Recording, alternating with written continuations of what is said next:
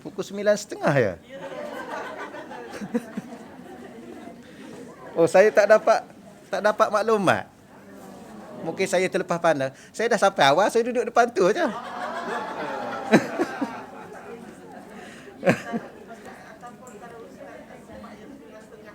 Ha. Boleh je, tapi kalau ada makluman, saya awal, selalu awal. Kadang-kadang saya parking bawah pokok tu. Saya datang awal. Allah, rugi masa lah kan.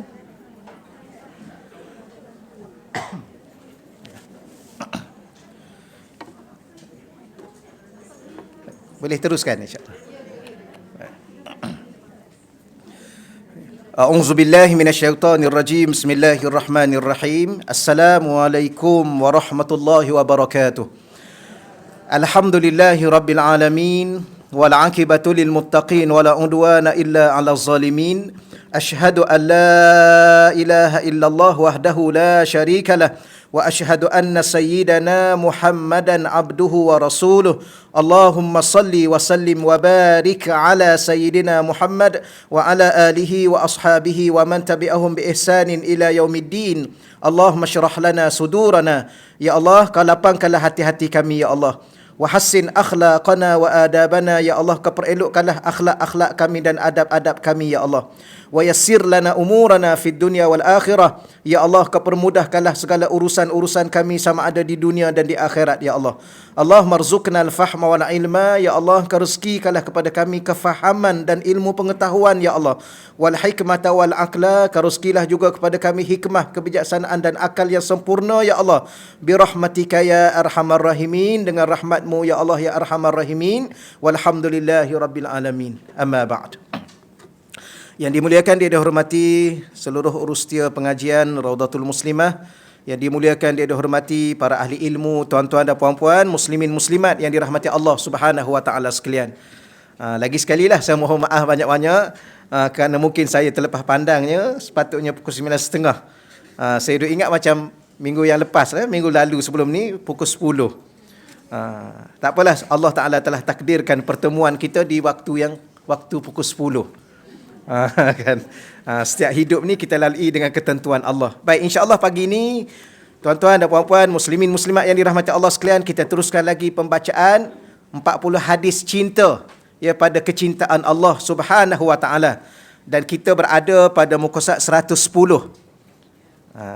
Al-hadisus sabi' wa thalathun. Hadis yang ke-37. An Sayyidina Amr bin Hamiq qala, daripada Sayyidina Amr bin Hamiq qala, telah berkata, qala Rasulullah, telah bersabda Rasulullah sallallahu alaihi wasallam, iza ahabballahu abda asalahu.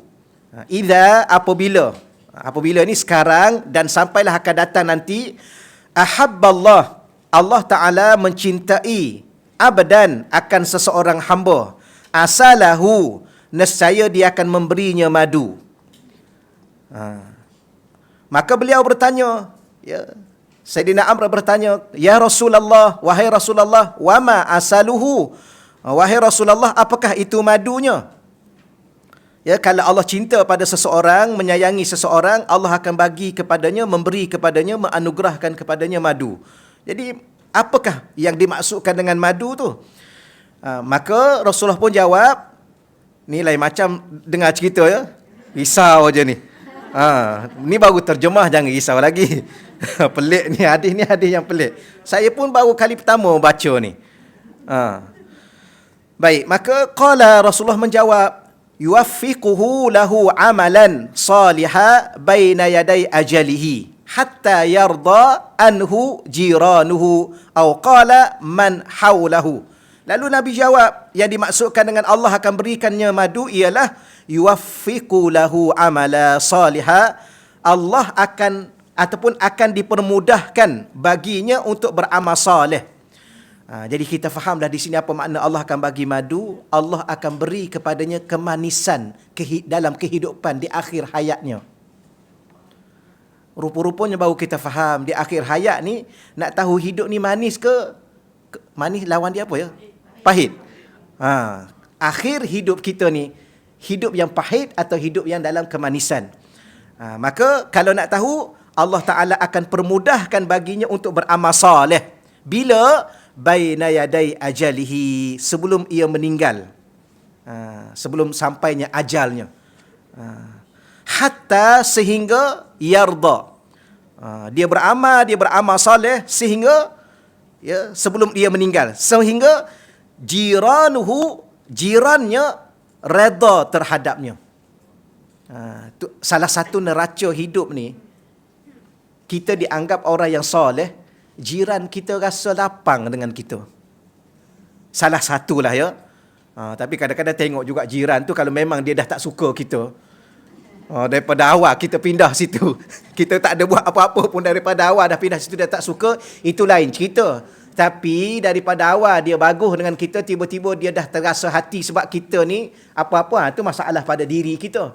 Maka pandai-pandailah kita bawa diri. Cuma salah satu tanda, alamat dalam bahasa Arabnya, kita ni orang yang soleh, orang yang ada kemanisan di akhir kehidupan kita, orang-orang yang terdekat. Jiran ni salah satu maknanya orang yang terdekat, orang yang sekeliling kita. Sebab tu ada yang kat bawah tu.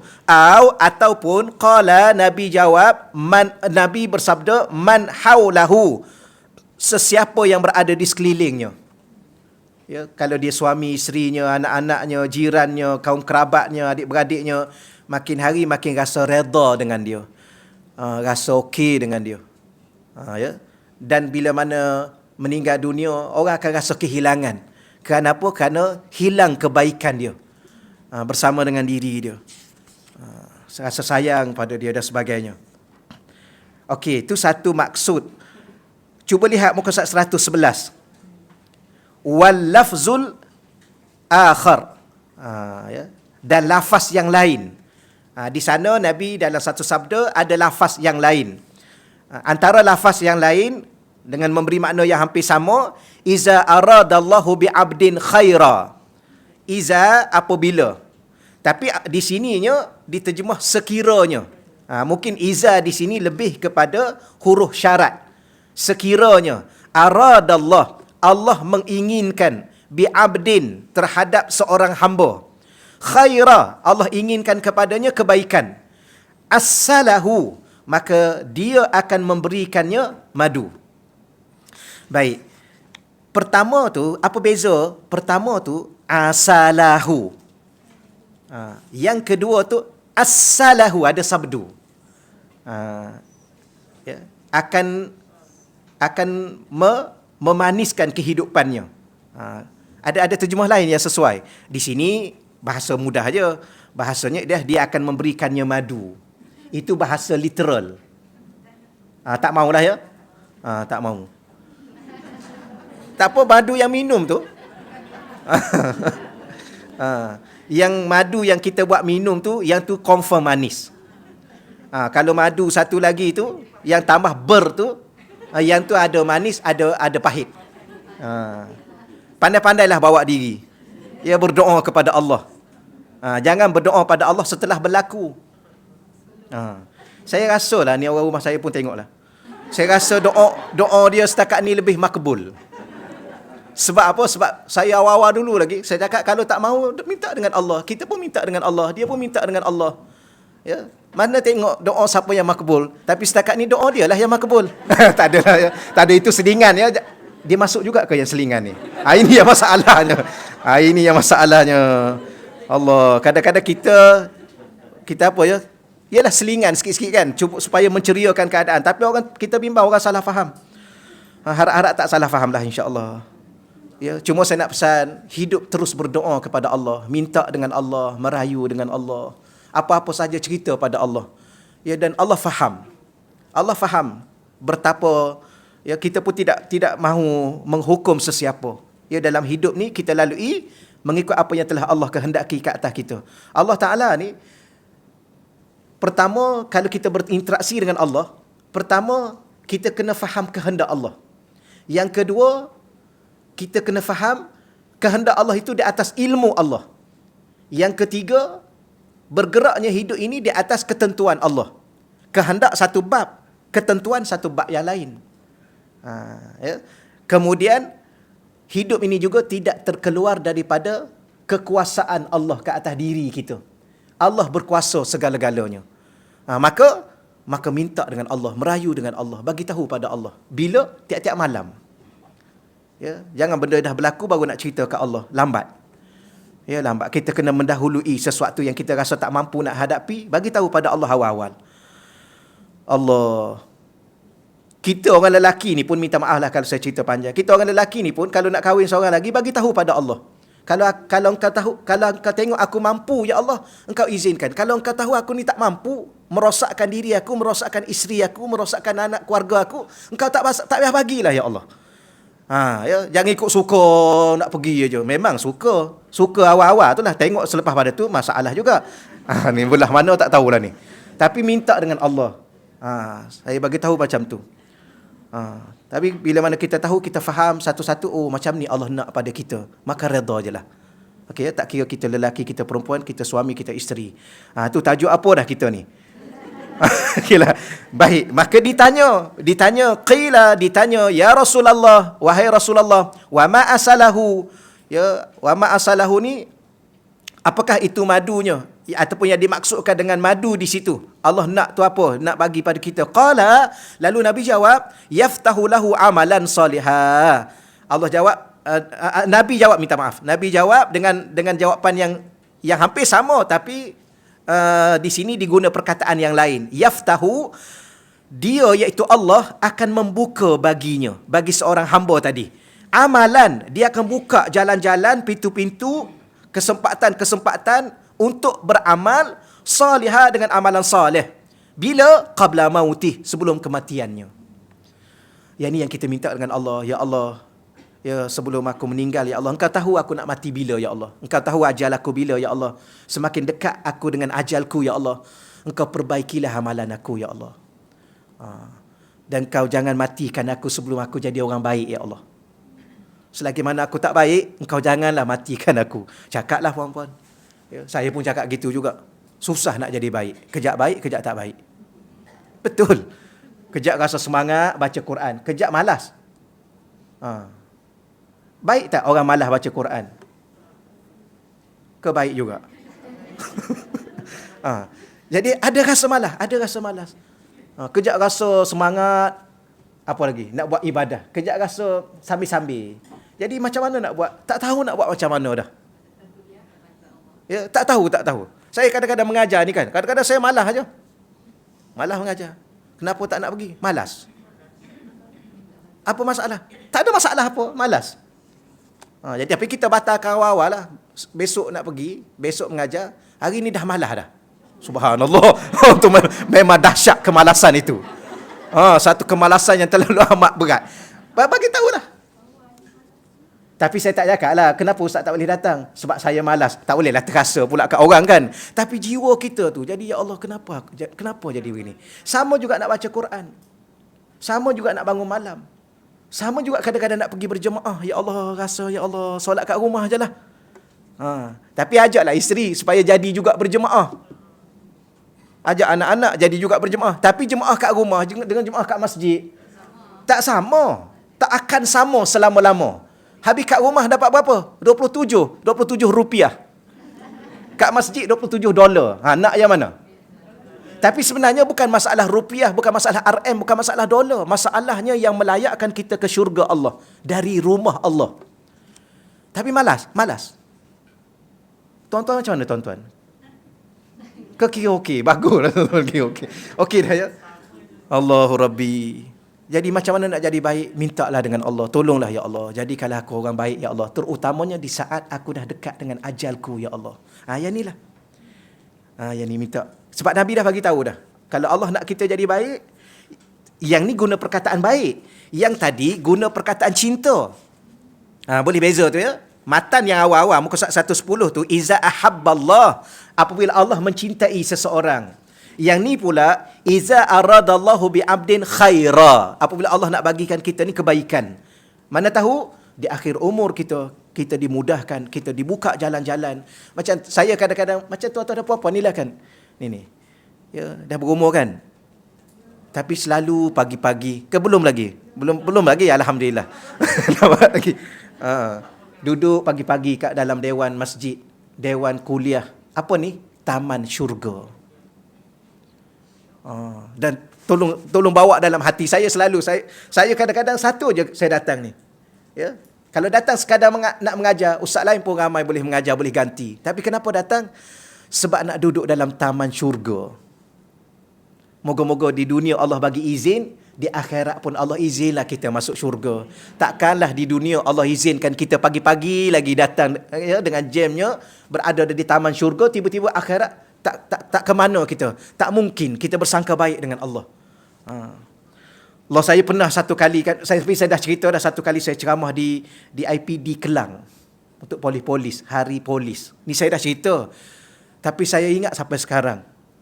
Saya cakap, tuan-tuan sebagai polis ni, kena ingat hidup ni mati bila-bila masa saja. Jadi tuan-tuan tolong jaga keselamatan orang ramai ni. Dua benda saya cakap. Jaga keselamatan harta benda, nyawa, itu tuan-tuan faham. Tapi saya minta jaga juga keselamatan iman. Supaya masyarakat tidak terjerumus dalam perkara yang menggugurkan iman, merosakkan iman. Sebab mati tu bila-bila. Lepas saya cakap macam tu kan, 5 minit lepas tu lebih kurang lah. Polis kat belakang, duduk atas kursi tu, bam, tumbang. Mati. Meninggal dunia. Seorang. Tapi bukan sebab saya cakap, jangan salah faham ni. Ustaz cakap lah jadi tak, bukan. Tapi saya kata, tuan-tuan, kita ucap tahniah kepada dia. Kenapa? Dia mati di taman syurga. Subhanallah. Bergembiralah walaupun satu sudut sedih. Siapa tak sedih? Tak payah cakap lah ya. Sedih ni, mak meninggal, ayah meninggal, kawan kita meninggal pun kita sedih, apatah lagi keluarga kita. Tapi salah satu sudutnya kita rasa gembira, dia mati di taman syurga. Subhanallah. Sebab tu kalau boleh kita minta cara mati. Kalau tak minta mati juga. Ya Allah, kalau dah sampai ajal aku, ya Allah, kau matikan aku di dalam rumahmu, ya Allah. Masa aku sujud kepadamu, ya Allah. Minta cara, ya, bukan minta mati, minta cara. Ya Allah, aku nak mati masa aku baca Quran, ya Allah. Ya Allah, aku nak mati selepas aku ucap asyhadu alla ilaha. Kan kita tengok ada setengah-setengah tu kan. Ada tu, imam ke khatib. Lepas dia baca syahadah, dia ucap asyhadu alla ilaha illallah wa anna muhammadar rasulullah, bom dia tumbang.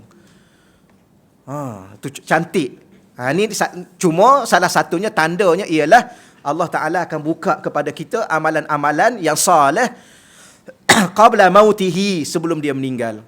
Hatta sehingga yarda anhu man haulahu, sehingga orang di sekelilingnya redha dengan dia. Rasa puas hati dengan tingkah laku dan perangai, tingkah laku, ucapan dia. Itu salah satunya.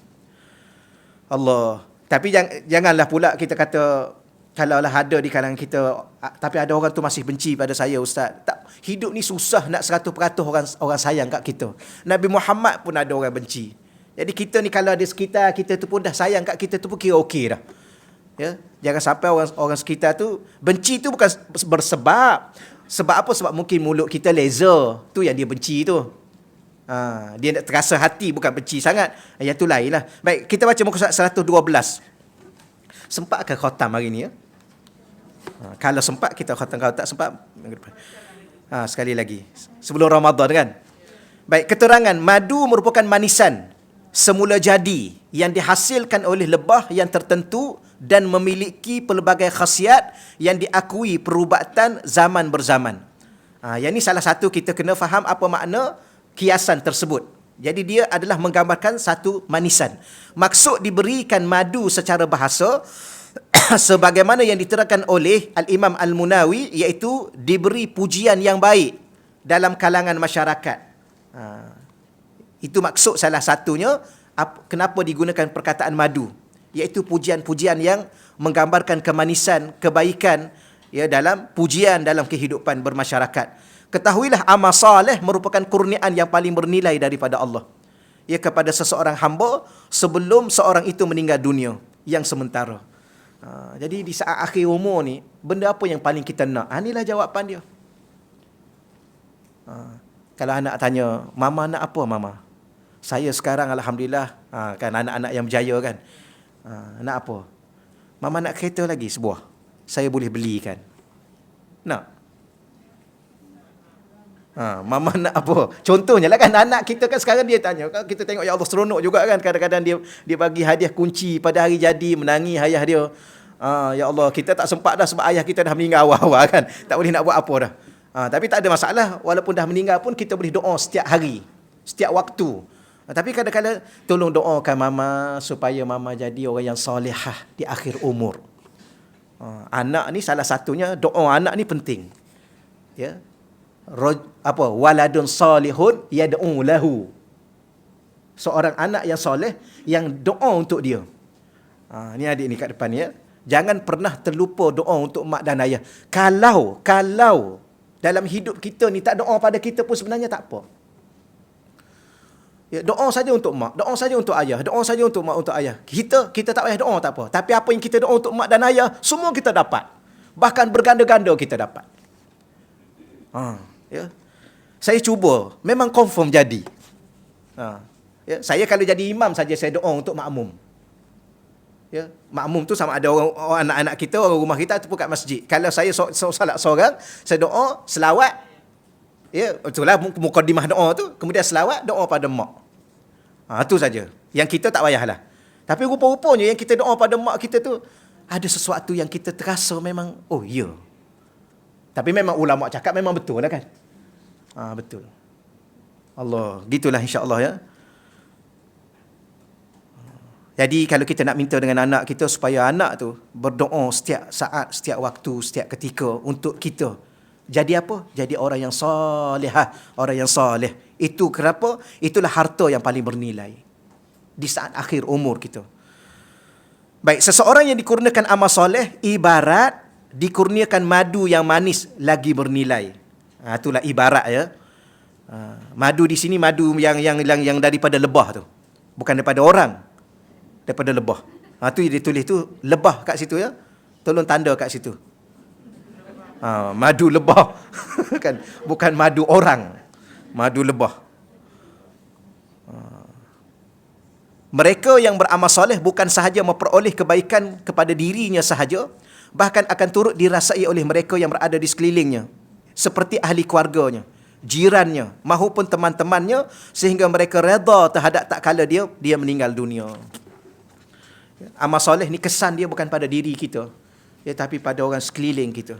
Mengembirakan mereka, menenangkan mereka, dan membawa kebahagiaan kepada mereka. Sebab tu suami yang solat, suami yang jaga solat, jaga halal haram, jagalah perkara-perkara berkait dengan peraturan syariat ni, dia akan melapangkan isteri dia, menenangkan isteri dia. Begitu juga isteri yang solehah. Ya, dia jaga solat, dia tutup aurat, dia jaga nilai diri dia, ya, dia jaga segala-galanya, maka dia akan membahagiakan dan menenangkan anak-anak dia. Tapi anak ni pengaruh paling besar pada ibu. Ayah soleh takat mana pun, kalau ibu kurang soleh, anak akan ikut ibu. Ni tuan-tuan dan puan-puan ya, puan-puan kena ingat. Anak ni dia ikut puan-puan. Ya. Sebab tu sejarah ulama-ulama besar, ayah dia biasanya meninggal awal. Dia duduk dengan mak dia. Tapi oleh kerana mak dia orang yang hebat, maka melahirkan dia menjadi seorang yang hebat. Sebab tu kalau puan-puan sekarang ni jadi hebat. Bagaimana nak jadi hebat? Jadi hamba yang dicintai oleh Allah. Itu hamba yang hebat. Maka insya-Allah anak-anak ni dia akan jadi hebat. Dia akan jadi orang yang dicintai oleh Allah. Kalau puan-puan jadi wali Allah, memang anak tak akan jadi wali. Tu ya. Sempat lagi ke Ustaz? Sempat. Ya. Sempat. Allah Ta'ala ni dia tak berkira dengan kita. Setakat ni ada dia berkira, dia bagi kat kita berkelip 3 kali je satu hari. Ya.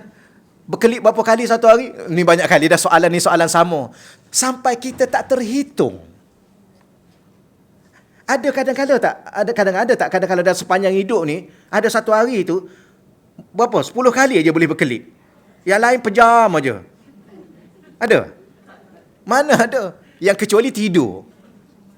Tapi mana ada kejap-kejap tidur, 10 minit tidur, 10 minit tidur. Mana ada?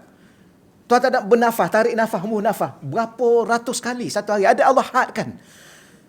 Jantung kita berdenyut daripada awal dulu sampai sekarang. Ada Allah stop beberapa hari-hari tertentu.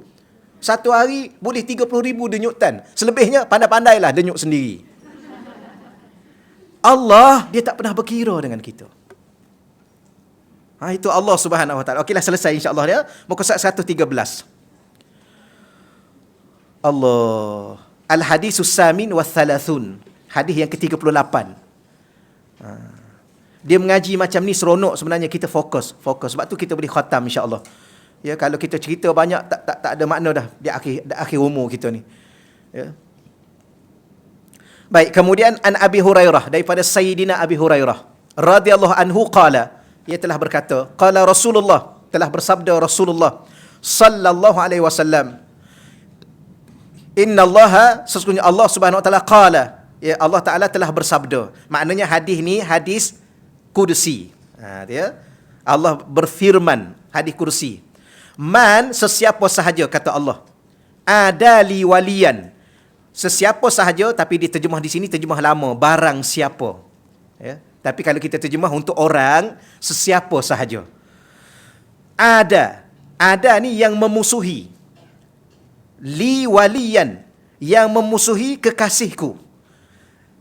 Diterjemah di sini kekasih. Kalau bahasa asalnya wali. Kerana apa? Kerana wali itu adalah kekasih Allah. Orang-orang yang dicintai oleh Allah. Sebab tu kalau orang tanya, nak jadi wali tak? Yalah, nak jadi wali. Salah tak nak jadi wali Allah? Tak salah. Kenapa? Kerana nak jadi kekasih Allah. Mana salahnya? Dan berdoalah, ya Allah, Engkau jadikanlah aku salah seorang pada kekasihmu, ya Allah. Tapi kita kena cakap juga, walaupun aku tahu, ya Allah, aku tak layak, ya Allah. Ya. Kadang-kadang malu juga nak jadi kekasih, kan? Tak layak. Sebab tu kadang-kadang orang kata, kalau nak dapatkan pasangan seperti Sayyidah Fatimah Az-Zahra, mesti lelaki itu namanya Sayyidina Ali. Kan? Kalau kita bukan Sayyidina Ali, jangan harap nak dapat Sayyidah Fatimah. Macam tu lah. Jadi agak-agak je lah, kan? Agak-agak lah. Tapi walau bagaimanapun, itu kita sama-sama manusia. Tapi dengan Allah, Allah terima siapa kita. Yang penting, kita jujur dengan Allah. Yang penting, hati kita benar dengan Allah. Betul tak nak jadi kekasih Allah? Allah tahu dalam hati kita. Betul. Kalau betul, Allah ambil sekarang Allah boleh. Sebab kan ada satu istilah, dia panggil jazbah. Wali Allah ni, dia ada dua. Satu wali yang dia suluk, dia berjalan dalam kehidupan dia, kehidupan kerohanian dia, dia beribadah, dia tekun, dia mujahadah, sampai satu tahap Allah pilih dia jadi wali. Itu dipanggil wali yang suluk. Salik. Dia berjalan menuju Allah. Ada satu lagi wali, dia panggil jazbah. Apa makna jazbah? Walaupun semalam dia perompak, dia ketua perompak semalam, hari ini dia wali Allah.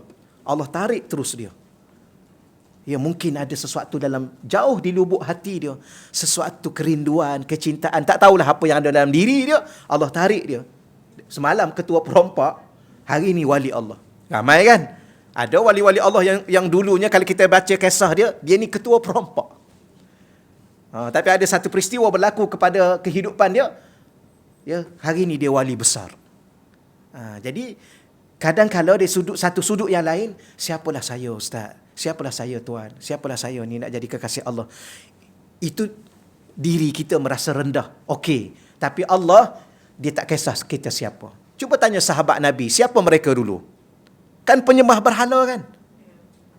Tapi hari ini mereka adalah ahli-ahli syurga Allah, yang menjadi sahabat kepada kekasih Allah. Itu kita jangan itulah. Sebab tu kita tengok orang hari ni kaki-kaki maksiat, jangan terlalu pandang mereka terlalu hina. Maksiat tu memang hina, tapi diri pelaku itu belum tentu hina. Sebab tengok akhir kehidupan dia. Ya, berapa ramai akhir kehidupan dia jauh lebih baik daripada kita. Betul ya? Okey. Maka Allah cakap apa ni? Allah marah ni, Allah bagi amaran. Man, sesiapa sahaja, adali, yang memusuhi walian, kekasihku, faqat, maka sesungguhnya azantuhu bil harbi, maka sesungguhnya aku akan mengisytiharkan perang terhadapnya. Yang ni kita dah baca sikit ya. Yang ni cuma dia ada di bawah tu, mungkin ada yang lain-lain yang kita boleh baca. Yang ni sebahagian besarnya kita dah baca sebelum daripada ini dalam syarah dia. Maknanya jangan pernah sekali-kali cari pasar dengan kekasih Allah. Maka seorang itu telah membuka suatu ruang dia berperang dengan Allah. Kita ni kalau berperang dengan malaikat pun tak ke mana dah. Ya? Malaikat, ada rasa nak lawan malaikat? Malaikat ni, satu sayap dia, malaikat Jibril, satu sayap dia, timur dan barat. Dia ada berapa? 600. Kalau dia buka 600 sayap, baru satu sayap sama dengan satu sayap Israfil. Itu setengah lah cuba baca. Setengah-setengah riwayat menyebut. Malaikat Jibril, masa Nabi tengok dia, ya, kaki dia duduk di bawah, kepala dia duduk kat langit. Daripada bumi ke langit pertama, Sayyidina Ibn Abbas kata berapa jauh? 500 tahun. Daripada bumi ke langit pertama. Yang kita tengok tu bukan langit. Kita tengok tu awan. Kan? Bukan langit tu. Kalau nak tengok langit, kena naik 500 tahun. Baru sampai. Jadi kepala duduk di langit tu. Kaki duduk di bawah. Masa Nabi tengok antara kali-kali pertama dan sebagainya. Ya, kali pertama dalam Gua Hira dan sebagainya. Dia ada 600 sayap. Yang besar tu ada 600 sayap. Sebab tu satu sayap dia timur dan barat. Dia ada 600. Kalau dia buka 600, baru sama dengan satu sayap malaikat Israfil yang meniup sangkakala. Sekali tiup, alam semesta hancur semuanya. Itu malaikat. Berapa laju dia? Kelajuan dia? 300,000 kilometer satu saat. Sebab dia daripada cahaya. Itu nisbah cahaya. Malaikat daripada cahaya. Maka kelajuan cahaya 300,000 kilometer satu saat. Itu cahaya ni, cahaya matahari. Cahaya malaikat mesti lebih hebat daripada cahaya matahari. Maknanya kalau lawan malaikat pun tak mampu kita. Bagaimana lawan Allah yang mencipta malaikat? Tapi Allah kata di sini, siapa yang memusuhi, mengkhianati kekasihku, aku sendiri, kata Allah, aku isytihar perang dengan dia. Subhanallah, wal-iyazubillah, kita minta jauh. Dan jangan kita anggap wali Allah ni yang pakai serban besar, yang jubah 2 lapis, itu sahaja tak. Mungkin yang duduk tepi-tepi jalan, yang nampak biasa, yang pakcik-pakcik tu nampak tak ada apa-apa, mungkin itu wali Allah. Ni mungkin ramai ni wali-wali Allah. Betul. Kita nampak dia ni hoha-hoha kan. Macam Allah, saya masih ingatlah Ustaz Nur Azli Musa kan. Ustaz Nur Azli Musa ni dia kelakar. Dia suka-suka Ustaz tu. Tak adalah warok macam kita ni kan. Kita ni, ya ke warok? Kita ni warok. Warok. Wali? Tak. Dia tak, minta maaf, astagfirullahalazim. Kita nampak zahir dia. Dia suka bergurau. Dia suka ketawa. Mati di Madinah. Kubur dia dekat imam apa tu? Allahumma salli. Dekat je. Siapa ni? Minta maaf kalau kita cakap dia dah meninggal. Siapa ni? Kalau tidak wali. Maknanya bukan semua. Tapi kita tengok macam ni. Dia ni apa ni? Tak. Mungkin dia nak sembunyikan diri sebenar dia. Ya. Kita ni warung kan. Saya ingat saya dulu. Saya dulu macam tu lah. Berjalan tunduk. Warung. Betul. Kalau ada perempuan kat depan, sudah nak cari jalan lain dah. Lari. Rupa-rupanya tak ada apa-apa pun. Itu bukan sebenarnya. Hidup ni biasa saja. Ya, nak ketawa-ketawa je lah. Cuma jangan terbahak-bahak. Jangan sampai anak tekak pun nampak. Itu jangan. Ya. Kalau nak bergurau, jangan lebih-lebih. Nak bergurau je lah. Ni kadang-kadang kita kawan bergurau pun kita marah. Marah. Lah, kalau tak nak bergurau, duduk kat mana? Duduk sorang-sorang. Bergurau pun tak boleh kan. Kalau nak bergurau je lah. Tapi hati dengan Allah. Macam tu lah. Nak ketawa je lah. Ya, nak menangis je lah. Nak bergurau je lah. Nak buat apa? Nak buat perkara-perkara yang agak nakal sikit kan. Buat je lah. Ya ke? Nakal tu bukan buat sesuatu yang melampaui batas, tak. Bukan. Nakal sikit-sikit, biasalah kan. Ke ada istilah lain? Ada? Nak menyakat kawan-kawan ke apa, buat je lah. Ya, tapi jangan, maknanya hidup kita ni baru kita happy. Sebab kadang-kadang kalau kita itu sangat kan, kita ni orang awam, minta maaf saya cakap ya, saya, tuan-tuan dan puan-puan ni orang awam. Ulama lain. Macam contoh, qadi lain. Qadi tak boleh makan ni tepi-tepi jalan ni. Restoran-restoran dia tak boleh makan. Tambah lagi mufti. Mufti tak boleh cakap ketawa atau bahak-bahak, tak boleh. Dia kena tenang, itu mufti. Sebab tu payah, tak payah jadi mufti lah. Nak ketawa pun susah. Betul. Nak jumpa orang sembarangan tak boleh. Jumpa kat mana-mana. Kita jumpalah tepi jalan. Tak boleh. Dia ada adab-adab dia. Tambah-tambah macam peguam. Ni hakim-hakim tu kan. Jangan hakim-hakim tu. Dia jangan pergi ikut suka nak jumpa, ikut suka pun nak minum kat mana, kemudian ketawa, lompat, macam main bola apa semua sekali terguling-guling. Tak boleh. Baik kita jadi orang awam. Betul. Tapi hati dengan Allah. Supaya hidup ni, Allah, saya sebenarnya secara jujur saya bagi tahu, saya menyesal jadi ustaz. Betul ya? Tapi Allah dah takdir. Sebenarnya tak nak. Ya Allah, ruginya ya Allah. Nak jadi orang biasa. Tapi betul lah saya cerita ni. Okey, alhamdulillah baru terasa biasa. Biasa, tak ada apa-apa. Allah, boleh insya-Allah ya? Masa okey lagi? Okey, alhamdulillah. Baik, kemudian Allah cakap apa lagi dalam hadis kursi? Wa ma taqarraba ilayya 'abdi. Saya baca terjemah ni. Wa ma, dan tidaklah. Waw tu dan, ma di situ ialah ma yang menunjukkan kepada nafi. Dan tidaklah taqarraba ilayya, dan tidaklah seseorang hamba-Ku taqarraba ilayya, mendekatkan dirinya kepadaku, bisyai'in, dengan melakukan sesuatu. Syai'in tu dalam bahasa Arab sesuatu yang kecil sekalipun. Kita ni kalau buat sesuatu untuk mendekatkan diri kita kepada Allah, banyak ke nak kena buat, tak perlu banyak sangat, walaupun kecil pun. Ni syai' itu satu perkataan yang walau sekecil mana pun. Tetapi perbuatan itu untuk kita dekatkan diri kita kepada Allah. Sebab tu ada contoh lain. Nabi kata ambil sebiji tamar, belah dua, sebelah kita makan, sebelah lagi derma kat orang. Kecil kan? Yalah, satu biji kurma, bagilah sebiji, takkan bagi sebelah.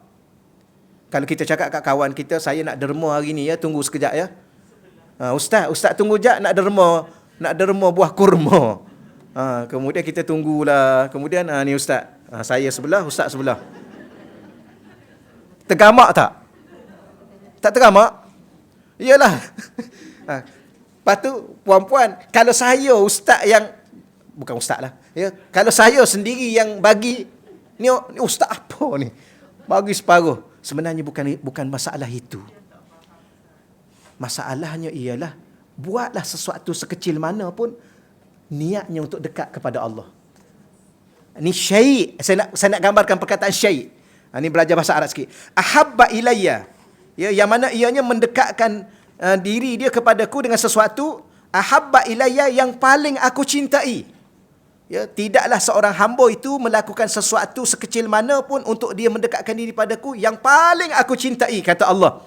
Mimma aftaratu alaihi, iaitu daripada yang telah aku wajibkan kepadanya. Apa maknanya? Yang paling Allah cinta, yang paling Allah sayang kita buat, walau sekecil mana pun, ialah perkara-perkara fardu. Cuba senarai perkara fardu. Solat fardu, puasa yang fardu, benda-benda yang fardu. Termasuk ni, belajar ni kan, belajar ni fardu. Talabul ilmi faridatun, menuntut ilmu tu satu kefarduan. Contohlah kan, tapi tuan-tuan dan puan-puan ni datang pagi-pagi lagi. Contohnya ada orang ni 5 minit terakhir nak tutup majlis, dia datang duduk. Atau 1 minit dia datang duduk. Sekecil mana pun, tapi benda tu fardu. Maka perkara itu paling dicintai oleh Allah. Baik, kemudian wa ma yazalu, ada terjemahan di belah muka surat 114. Wa ma yazalu Dan tidaklah seseorang itu yazal. Apa makna yazal? Sentiasa. Seseorang di sini sebenarnya Allah guna perkataan hamba, dan tidaklah seseorang hamba aku sentiasa mendekatkan dirinya kepadaku dengan cara bagaimana? Dengan cara mengerjakan bin nawafili hatta uhibbahu, dengan perkara-perkara yang nawafil. Nawafil ni biasanya diterjemah sebagai perkara sunat, amalan sunat.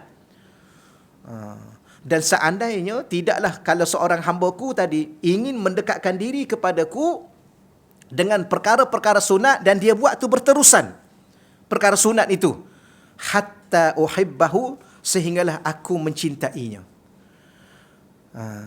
Jadi ada dua perkara. Pertama, kalau kita buat perkara fardu, itu yang paling Allah cintai, yang paling Allah suka, amalan yang kita buat. Satu lagi, kalau kita nak dapat cinta Allah, kita buat satu amalan sunat berterusan. Jadi tuan-tuan dan puan-puan, tolong pilih mana-mana amalan sunat yang boleh kita buat secara berterusan. Ada orang ni, dia punya minat, dia punya kecenderungan, dia punya rasa ringan berbeza. Ada orang dia suka bangun malam. Bagi dia, mudah je bangun malam. Kita, inna lillah wa inna ilaihi raji'un. Betul ya? Bukan meninggal, tidur. Inna lillah tu tidur. Okey, ada orang dia baca Quran satu hari satu juzuk, biasa saja. Tapi kita la haula wala quwata illa billah. Jadi amalan apa yang ringan pada tuan-tuan dan puan-puan? Satu amalan atau dua amalan yang tuan-tuan boleh buat berterusan sampai satu tahap Allah mencintai kita. Buatlah apa-apa pun. Ya, pilihlah yang mana-mana. Sebab tu kalau kita tengok sahabat Nabi, dia berbeza. Saidina Osman, dia pulun baca Quran. Saidina Abu Bakar, dia pulun menderma. Kan sampai seluruh harta dia bagi. Tapi Saidina Osman, bukan dia tak derma. Sampai sekarang ada harta wakaf dia. Tapi dia terkenal dengan baca Quran. Dia meninggal pun di saat dia baca Quran.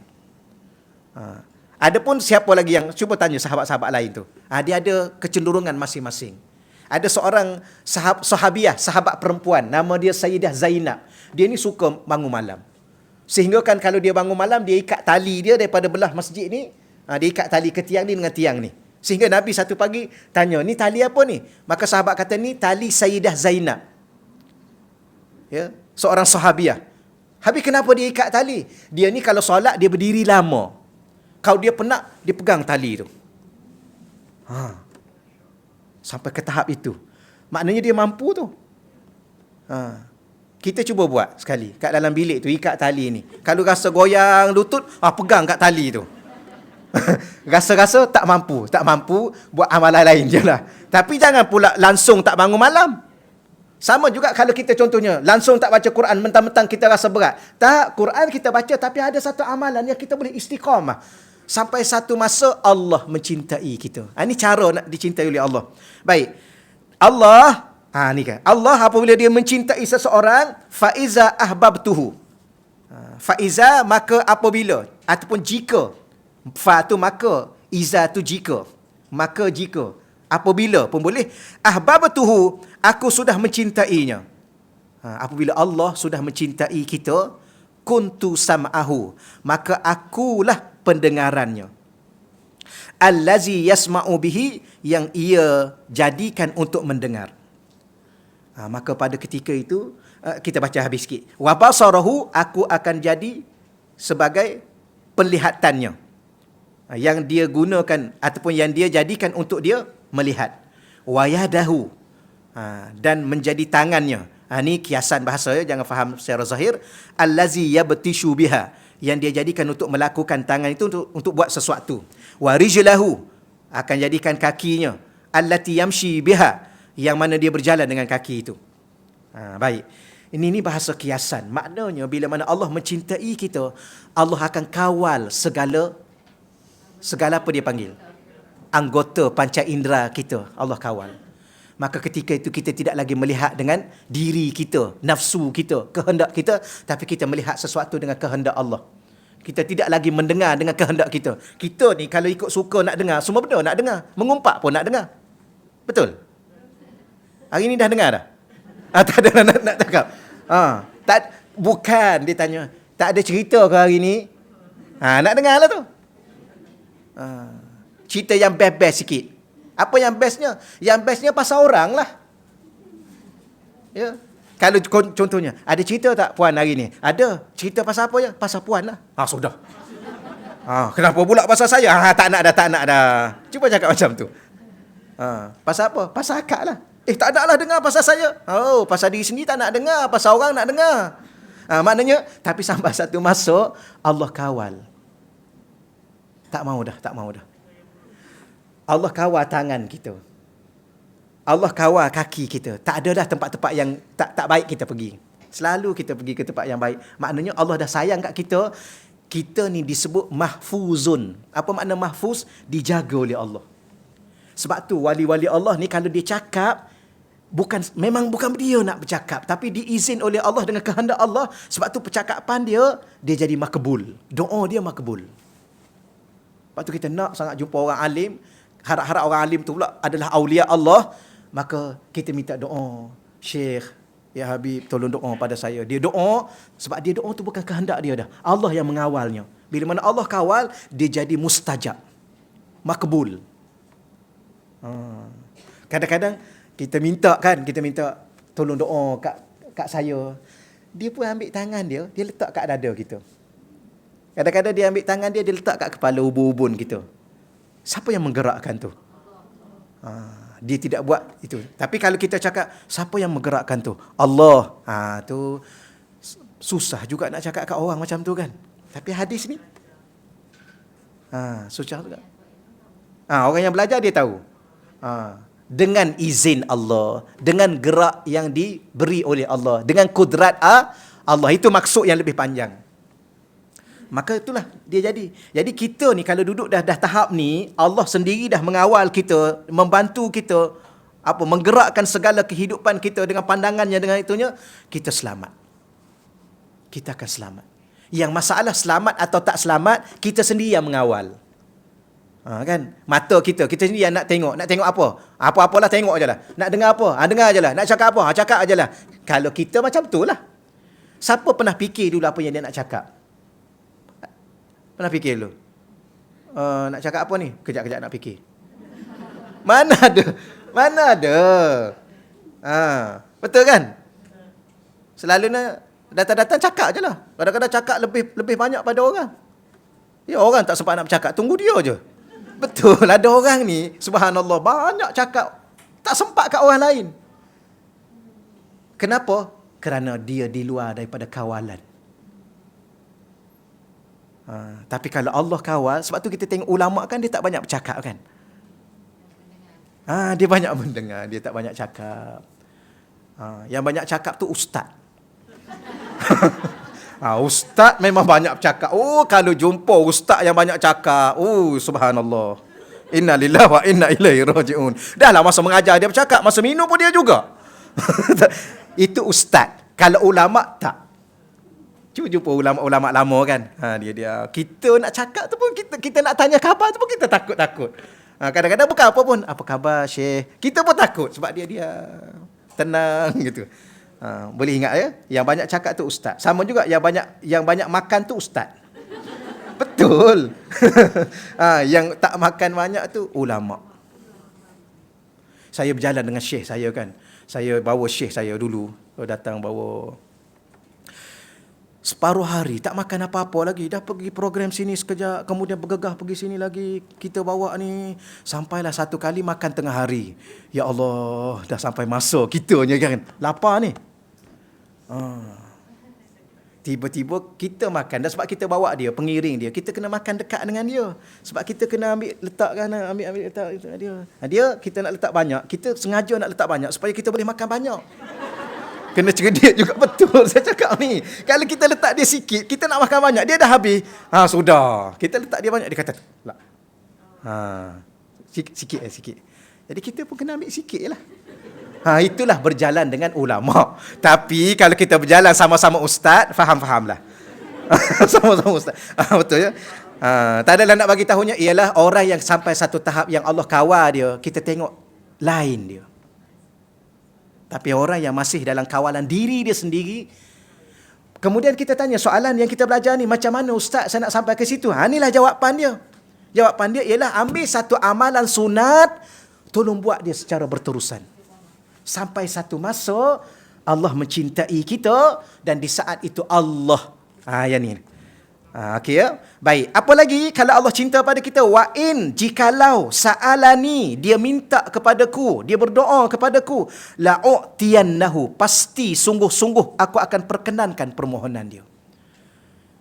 Ya Allah Rabbi, macam kita kan, kita ni tak memiliki apa pun, tapi kalau orang yang kita cintai minta sesuatu, kita akan usaha untuk tunaikan. Betul ya? Apa makna cinta tanpa kita menunaikan sesuatu yang, ya? Cinta ni kita kena menunaikan. Jangan minta ditunaikan. Ni kita kata kita cinta kat dia, kita minta dia lebih-lebih buat kat kita. Ni bukan cinta. Itu membebankan. Okey ya? You cinta kat I tak? Cinta. Mana hadiah? You cakap you cinta kat I kan? Ya. Habis you ni dah seminggu, dah sebulan kita kenal ni, satu hadiah pun tak bagi. Lah, dah. Baiklah, kita tanya dia cinta kat kita. Kita cinta tak kat dia? Okey, kalau kita cinta kat dia, kitalah yang bagi hadiah kat dia. Dia mencintai kita, sudah cukup. Ya, kerana cinta itu lebih tinggi daripada segala-galanya. Betul ya? Dia dah beri kepada kita benda yang paling bernilai daripada jiwa dan hati dia. Kenapa kita minta lagi benda yang tak ada nilai? Cinta itu dah paling bernilai. Tiba-tiba minta hadiah. Hadiah tu tak ada nilai. Cinta itu dah bernilai. Ya. Sebab tu kita kata, kalau you tak bagi apa-apa ke I pun, I dah rasa seronok, rasa okey. Janji you cinta I sampai mati. Tapi cinta bukan sampai mati. Cinta selama-lamanya. Betul ya? Yang duk bercinta sampai mati itu lagi berbohong. Masih lagi berbohong. Atas nama cinta. Tu okay, ya. Setakat tu dulu. Apa yang saya nak sebut bahawa kita yang segala kekurangan ini pun, kalau kita mencintai seseorang, pasti kita akan tunaikan kehendak dia. Bagaimana Allah yang memiliki segala-galanya. Maka sebab tu Allah kata apa? Wa in, jikalau sa'alani, dia minta kepadaku, la'u'tiyannahu, pasti sungguh-sungguh. Ni terjemah ni, kalau terjemah satu-satu perkataan, dia ada lam taukid, dia ada nun taukid saqilah.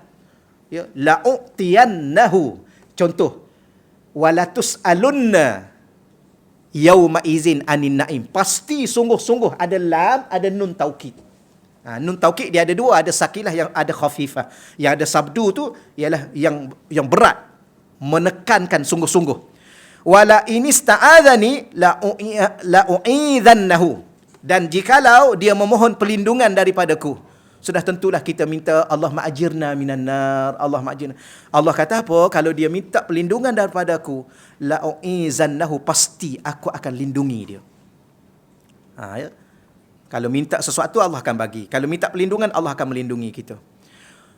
Kita ni kan kadang-kadang, ya Allah, ni, dah berapa lama ni musibah kita ni? Nak masuk 3 ke? Mana doa-doa orang yang makbul? Ataupun kita ni tak ada orang yang makbul doa. Dia ada 2 ya. Satu orang makbul doa, dia doa makbul. Satu lagi, ada orang dia makbul doa tapi dia tak doa. Kenapa? Sebab dia redha dengan apa yang Allah beri. Ni wali. Kita ni nak jadi wali sebab nak makbul doa kan? Tapi kalau dah jadi wali, kita dah seronok dengan Allah, apa saja yang Allah buat, kita gembira. Kerana cinta itu semuanya kegembiraan. Allah, kalau dia cinta kita, kita cinta Allah, segala yang Allah buat kat kita, semuanya kegembiraan. Sebab tu, Sayyidina Uwais Qarni tu, yang dia sakit tu, bila mana mak dia suruh doa, dia kata, ya Allah, kalau tidak kerana engkau minta aku ni, mentaati mak, aku tak akan doa. Tapi dah mak aku, dah minta kepadaku, dah arah kepadaku, dan engkau pun suruh aku taat pada ibu, tolong sembuhkan aku. Tapi tolong tinggal tanda penyakit tu biar tinggal sebesar 10 sen. Untuk apa tu? Lambang cinta. Hui, pelik. Lepas tu kalau doa pada Allah, ya Allah, aku sakit kepala ni, ya Allah, engkau hilangkanlah 99%, tinggal dah juga 1%. Biar adalah kat ujung-ujung mana-mana sakit. Itulah lambang cinta Allah dalam berinteraksi dengan hamba-Nya. Tapi oleh kerana kita gagal memahami cinta Allah, kita cinta Allah tu kita macam cinta kita. Ya? Siapa yang paling dicintai? Nabi Muhammad. Nabi Muhammad ni sallallahu alaihi wasallam kadang-kala dapurnya sebulan tak berasap. Itulah cinta. Dan kita tidak akan dianggap mencintai seseorang sekiranya kita hanya memandang kesempurnaan. Cinta adalah menerima segala kekurangan. Minta maaf saya cakap ya, sebab ni kita ni hadis cinta ni kan. Ni ya. Maka mulailah cinta yang baru. Cinta yang benar. Rupa-rupanya selama ni yang kita cinta dulu-dulu bukan rupa-rupanya. Cinta palsu. Kenapa? Kita banyak mengecewakan orang yang kita dakwa kita cinta. Dan kita banyak menuntut. Ya macam tadilah, you kata you cinta kat I kan. Tahun depan nak bagi apa kat I? Cakap awal-awal. Kan? Minta aja. Lepas tu minta dia gembirakan kita. Dalam keadaan dia kesedihan. Ya? Betul ya? Minta, selalu minta. Maka sebab tu Syekh saya kata cinta bukan meminta, cinta adalah memberi. Sama ada dia beri kat kita, dia tak beri, itu dia punya pasal. Yang pastinya kita memberi. Memberi sekadar kemampuan yang ada pada diri kita. Ya? Bukan lebih-lebih. Sebab itulah bila mana cerita pasal cinta, Allah cakap pasal memberi. Okey ya? Okay. Baik, kemudian apa lagi? Wa ma taraddadtu an syai'in ana fa'iluhu. Tidaklah aku ragu-ragu terhadap sesuatu perkara yang aku sendiri pelakunya, sebagaimana keraguanku untuk mencabut nyawa seorang mukmin yang benci terhadap kematian, sedangkan aku membenci kesakitan. Allah Ta'ala ni, dia tidak ragu melakukan sesuatu. Dia tidak ragu. Mana mungkin Allah tu ragu dengan kekuasaannya, dengan keilmuannya, tapi Allah cakap apa di sini? Kita ulang balik. Tidaklah aku ragu-ragu terhadap sesuatu perkara yang aku sendiri pelakunya, sebagaimana keraguanku untuk mencabut nyawa seorang mukmin. Maknanya, kita nak cakap apa ya? Orang beriman ni adalah kekasih Allah. Orang-orang yang menjadi kekasih Allah ni, Allah ada sedikit keraguan untuk mencabut nyawanya. Kerana apa? Kerana dia tak nak mati. Allah kan cinta pada si A ni contoh. Maka si A ni manusia. Manusia ni kalau tanya jujurlah, siapa nak mati? Nak tak? Jujur. Mana ada orang nak mati? Sebab tu dia doa selalu panjang umur. Semalam kan doa panjang umur kan? Ke doa pendek umur? Ada baca Yasin tak semalam? Baca je lah puan-puan. Walaupun orang marah kat kita. Orang baca Yasin pun marah. Ikut kita lah nak baca Yasin. Yasin tu apa? Quran. Baca Quran tu apa? Ibadah. Malam ni Nisfu Syaban nak buat apa? Nak tambah ibadah lah. Habis kenapa baca 3 kali? Nasib baik 3 kali. Kalau baca 10. Sibuk dia orang nak baca 3, orang nak baca apa. Ikut kita lah. Ya? Nak baca apa? Tapi nak bagi tahunya, baca Yasin kat nombor 1 tu, niat apa? Kenapa nak panjang umur lagi? Tak cukup lagi? Maksudnya apa? Maksudnya, secara jujurnya, manusia ni, dia tak nak pendek umur. Dia tak suka mati. Maka Allah Ta'ala, oleh kerana orang yang dicintai itu dia tidak suka untuk mati, maka Allah ada keraguan di situ. Sedangkan Allah, dia Tuhan yang Maha Berkuasa, tak pernah ragu dalam melakukan sesuatu. Tapi dalam bab nak mencabut nyawa orang beriman yang dicintai olehnya, yang mana orang beriman tu tak nak mati, di situ ada keraguan bagi Allah. Nak cakap apa? Betapa sayangnya Allah pada orang tersebut. Tu kiasan ya, kiasan. Tapi kenapa Allah matikan juga? Kerana Allah nak dia hidup selama-lama di syurga. Sebab tu kadang-kadang nak masuk syurga tak? Nak masuk syurga. Nak mati? Tak nak. Mana boleh tak nak? Dah nak masuk syurga? Kena matilah dulu. Kan? Cuma buat masa apa yang ada ni. Tak sanggup untuk mati sebab dosa banyak. Itu je lah. Allah, saya ni kalau saya tak ada dosa, saya nak mati dah. Ya, tapi macam tak tahulah. Ya, tapi dah ingat lagi, tak apalah dulu ya Allah. Dosa banyak. Kan? Tapi kalau tak ada dosa, subhanallah. Tak ada apa dah alasan untuk kita terus hidup dalam dunia di akhir zaman. Ya, makin hari makin tak baik. Makin hari makin jadi tak baik. Baik kita mati awal-awal dulu, masa kita agak baik sikitlah, kan? Betul? Betul ya? Dulu dengan sekarang mana baik? Ke akhir-akhir ni lagi baik? Alhamdulillah, tu tanda Allah cinta. Allah bagi asal, Allah bagi madu. Ya, madu yang tadi, yang lebah.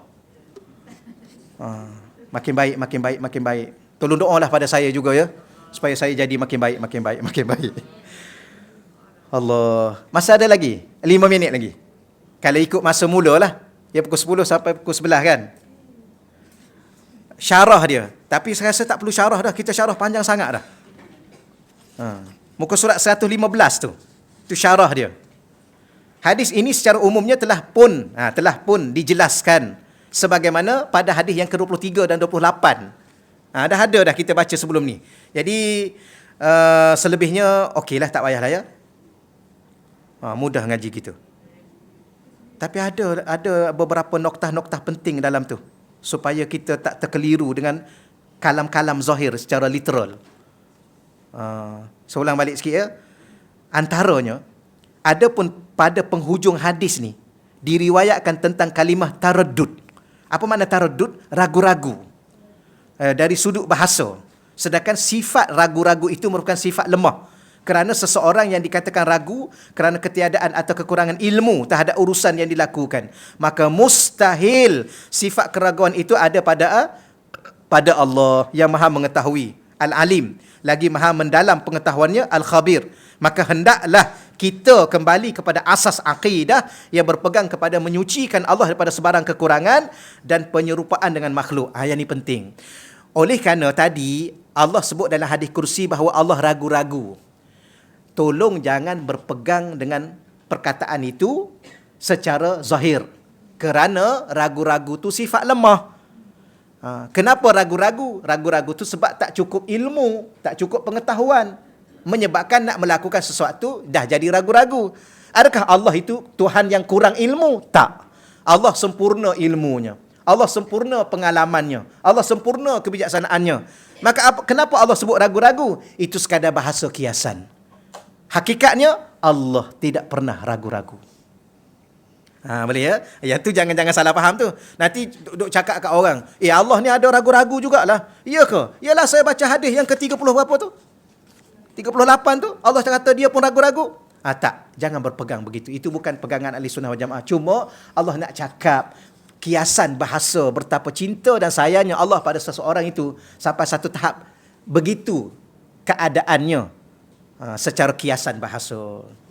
Wallahu a'lam. Nanti saya sambung sikit lagi lah yang bawah tu sebab ada satu yang menarik, ada sikit di situ. Ada soalan tak ni? Kalau tak ada soalan, tolong doakan ya Tuan Haji Muhammad Yusuf bin Osman, baru saja meninggal dunia pagi semalam, yang 4:25 pagi. Inna lillahi wa inna ilaihi raji'un. Jadi insya-Allah kita sama-sama doa khusus ya kepada almarhum Haji Muhammad Yusuf. Dan niat juga kepada ibu dan bapa kita, sanak saudara kita dan sahabat-sahabat kita yang telah meninggal dunia, insya-Allah. Auzubillahi minasyaitonirrajim. Bismillahirrahmanirrahim. Wassalatu wassalamu ala asyrafil anbiya'i wa mursalin wa ala alihi wasajma'in. Allahumma salli ala sayyidina Muhammadin miftahi babi rahmatillah adada ma fil ilmillah salatan wa salaman daimain bidawami mulkillah wa ala alihi wa sahbihi. Allahumma ighfir lahu warhamhu wa afihi wa'fu anhu wa akrim nuzulahu wa wassi' madkhalahu wa aghsilhu bil ma'i thalji wal barad wa naqqihi minal khataaya kama yunakka thawbul abyadu minad danas. Allahumma abdilhu khairan daran min darih wa ahlan khairan min ahlihi wa zawjan khairan min zawjihi. Allahumma a'izhu min adzabil qabri wa fitnatihi wa min adzabin nar. Allahumma adkhilhul jannah. Allahumma adkhilhul jannah. Allahumma adkhilhul jannah. Allahumma la tahrim ajrahu wa la taftinna ba'dahu waghfir lana wa lahu bi rahmatika ya arhamar rahimin. Allahumma ij'al qabrahu ya Allah rawdatan min riyadil jannah wa la taj'al qabrahu hufratan min hufarin nar. Rabbana ighfir lana wa li ikhwanina alladhina sabaquna bil iman wa la taj'al fi qulubina ghillan lil ladzina amanu rabbana innaka raufur rahim. Rabbana taqabbal minna du'aana amma wa salatana tamma wa la tu'adzibna yaumal qiyamah innaka ala kulli syai'in qadir. Wa sallallahu ala sayyidina wa lana Muhammad walhamdulillahi rabbil alamin. Taqabbalallahu minna wa minkum ya karim.